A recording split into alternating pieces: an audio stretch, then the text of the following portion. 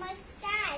आज 3 जानेवारी म्हणजेच ज्ञानज्योती सावित्रीबाई फुले यांचा जन्मदिवस. त्याविषयी मी थोडंसं बोलणार आहे.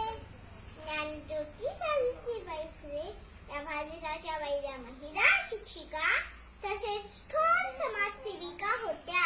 त्यांचा जन्म 3 जानेवारी 1831 रोजी सातारा जिल्ह्यातील नायगाव या गावी झाला.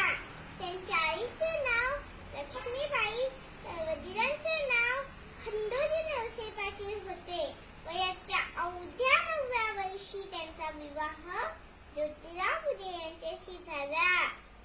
सावित्रीबाईंना ज्योतिराव फुले यांचे रूपाने एक सुशिक्षित, समाजहितवादी, परोपकारी व समंजस पती लाभले.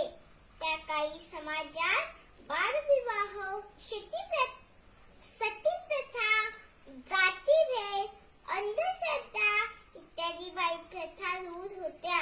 त्या दूर करण्यासाठी ज्योतिरावांनी समाजाला शिक्षित करण्याचे ठरवले.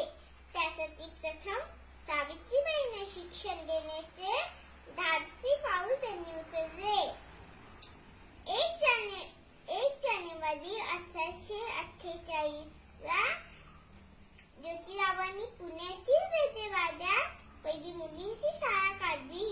त्या शाळेच्या पहिल्या शिक्षिका म्हणून सावित्रीबाईंना मान मिळाला. समाजातील महिलांना शिकवण्याचे महान कार्य करताना सावित्रीबाईंना अनेक संकटांना सामोरे जावे लागले. रस्त्यावरून जाता येता लोक त्यांच्या अंगावर दगड, शेण व चिखल फेकायचे, पण त्या दगडल्या नाही. त्यांनी आपले शिक्षणाचे कार्य पुढे चालूच ठेवले.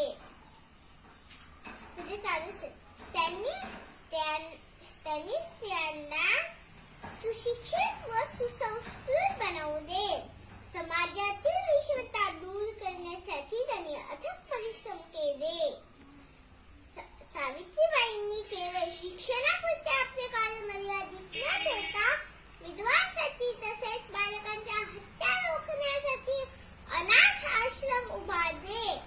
गोरगरीब, अस्पृश्य समाजाकरता बहुमूल्य कार्य केले. सावित्रीबाईंनी काव्यपुढे 52 अशा काव्यरचना करून आपल्या विचारांचा प्रसार समाजात केला. पतीच्या खांद्याला खांदा लावून पुरुषांनाही वाचवेल असे अखंड कार्य करणाऱ्या या सावित्रीबाई क्रांतीज्योती म्हणून